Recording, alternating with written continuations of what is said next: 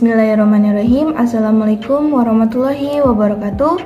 Pada video ini saya akan membawakan materi mata kuliah Kewarganegaraan dengan judul Dinamika dan Tantangan Konstitusi. Sebelum itu, perkenalkan nama saya Dea Ashari dengan NIM D1A121030 dari jurusan Agribisnis Fakultas Pertanian Universitas Halu Oleo. Langsung saja masuk pada materi yang pertama, yaitu makna konstitusi. Konstitusi diyakini sebagai salah satu bahasan penting dalam ilmu hukum tata negara dan hukum tata negara positif. Yang pertama, dikenal sebagai sumber hukum dalam arti formal, konstitusi atau undang-undang dasar merupakan salah satu sumber hukum terpenting dalam hukum tata negara. Yang kedua, sebagai kaidah dasar penyelenggaraan negara di Indonesia, Undang-Undang Dasar 1945 telah mengalami perubahan yang masif. Yang ketiga, konstitusi atau undang-undang dasar menjadi salah satu faktor yang menentukan perkembangan hukum tata negara di berbagai negara. Pengertian konstitusi. Konstitusi adalah sistem ketatanegaraan yang berupa peraturan tertulis maupun tidak tertulis yang ditetapkan bersama untuk mengatur pemerintahan suatu negara. Beberapa definisi konstitusi dari para ahli dalam arti yang lebih luas dari Undang-Undang Dasar, diantaranya ada Herman Heller, mengartikan konstitusi sebagai konstitusi dalam pengertian politik sosiologis. Konstitusi ini mencerminkan kehidupan politik di dalam masyarakat sebagai suatu kenyataan. Yang kedua, konstitusi merupakan salah satu kesatuan kaidah yang hidup dalam masyarakat yang selanjutnya dijadikan satu kesatuan kaidah hukum. Yang ketiga, konstitusi yang ditulis dalam suatu naskah sebagai undang-undang yang tinggi yang berlaku dalam suatu negara. Selanjutnya, menurut K.C. Ware, mengartikan konstitusi sebagai keseluruhan sistem ketatanegaraan dari suatu negara, berupa kumpulan peraturan yang membentuk, mengatur, atau memerintah dalam pemerintahan suatu negara. Menurut Prof. Prayudi Atmosudirjo, merumuskan konstitusi sebagai berikut. Konstitusi suatu negara adalah hasil atau produk sejarah dan proses perjuangan bangsa yang bersangkutan. Konstitusi suatu negara merupakan rumusan dari filsafat, cita-cita, kehendak, dan perjuangan bangsa Indonesia. Konstitusi merupakan cermin dari jiwa, jalan pikiran, mentalitas, dan kebudayaan suatu bangsa. Konstitusi secara etimologis. Istilah konstitusi berasal dari bahasa Prancis yaitu constituer yang berarti membentuk. Konstitusi adalah pembentukan suatu negara atau menyusun dan menyatakan aturan suatu negara. Istilah konstitusi berasal dari bahasa Inggris constitution atau dari bahasa Belanda constituet. Terjemahan dari istilah tersebut merupakan undang-undang dasar yaitu grondwet, artinya wet undang-undang, grond berarti tanah atau dasar. Dalam bahasa Yunani, konstitusi merupakan gabungan dari kata kam yang berarti bersama-sama dan statuer yang berarti berdiri. Sehingga artinya adalah menetapkan sesuatu secara bersama-sama. Bentuk jamak dari konstitusi berarti segala yang diterapkan. Konstitusi secara terminologis.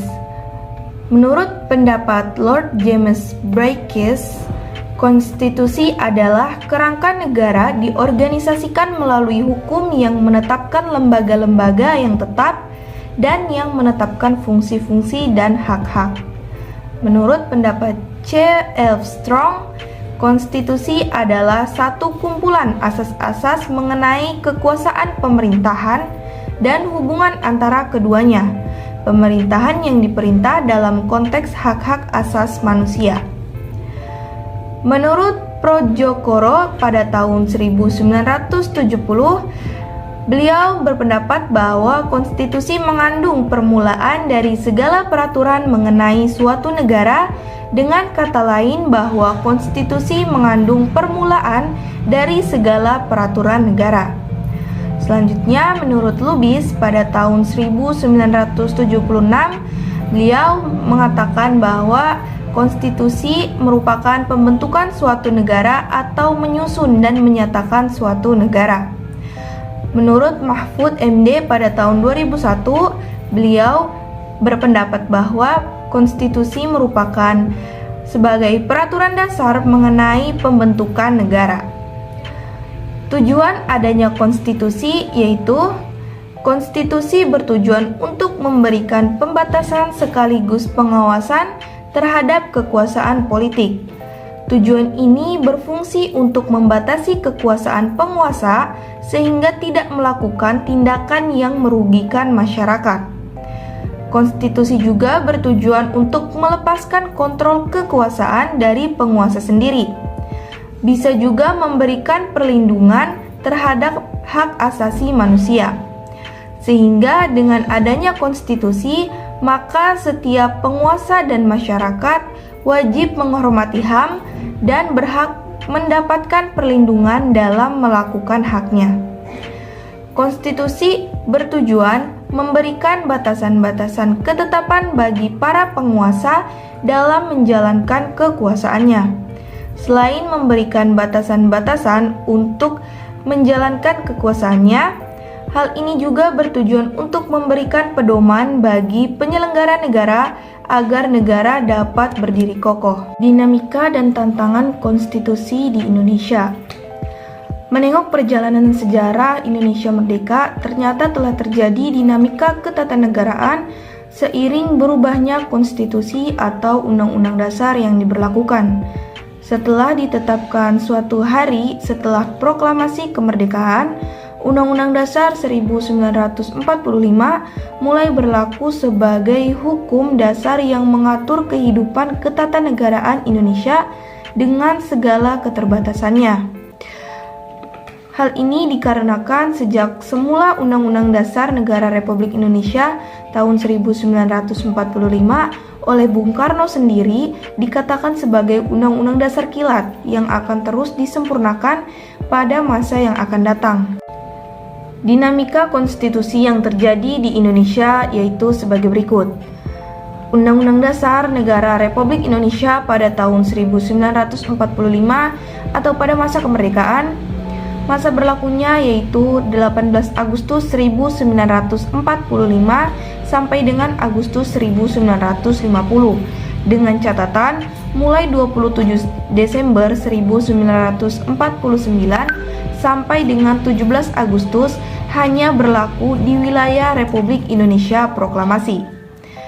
Yang kedua, Konstitusi Republik Indonesia Serikat pada tahun 1949, masa berlakunya 27 Desember 1949 sampai dengan 17 Agustus 1950. Yang ketiga, ada Undang-Undang Dasar Serikat pada tahun 1950, masa berlakunya 17 Agustus 1950 sampai dengan 5 Juli 1959. Yang keempat yaitu Undang-Undang Dasar Negara Republik Indonesia pada tahun 1945 pada masa Orde Lama. Masa berlakunya yaitu 5 Juli 1959 sampai dengan 1965. Yang kelima, Undang-Undang Dasar Negara Republik Indonesia pada masa Orde Baru, masa berlakunya yaitu 1966 sampai dengan 1998. Pada pertengahan tahun 1997, negara kita dilanda krisis ekonomi dan moneter yang sangat hebat. Krisis ekonomi dan moneter yang melanda Indonesia ketika itu merupakan suatu tantangan yang sangat berat. Akibat dari krisis tersebut adalah harga-harga melambung tinggi sedangkan daya beli masyarakat menurun. Sementara itu nilai tukar rupiah terhadap mata uang asing, terutama dolar Amerika semakin merosot. Menyikapi kondisi seperti itu, pemerintah berusaha menanggulanginya dengan berbagai kebijakan. Namun kondisi ekonomi tidak kunjung membaik, bahkan kian hari semakin bertambah parah.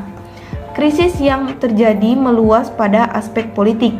Masyarakat mulai tidak lagi mempercayai pemerintah. Maka timbullah krisis kepercayaan pada pemerintah. Gelombang unjuk rasa secara besar-besaran terjadi di Jakarta dan di daerah-daerah. Unjuk rasa tersebut dimotori oleh mahasiswa, pemuda, dan berbagai komponen bangsa lainnya. Pemerintah sudah tidak mampu lagi mengendalikan keadaan. Maka pada tanggal 21 Mei 1998, Presiden Soeharto menyatakan berhenti dari jabatannya. Berhentinya Presiden Soeharto menjadi awal era reformasi di tanah air. Itulah tadi materi yang dapat saya sampaikan mengenai dinamika dan tantangan konstitusi. Semoga apa yang saya sampaikan bisa bermanfaat, dan jika ada salah kata mohon dimaafkan. Saya akhiri dengan ucapan wabillahi taufiq wal hidayah. Wassalamualaikum warahmatullahi wabarakatuh.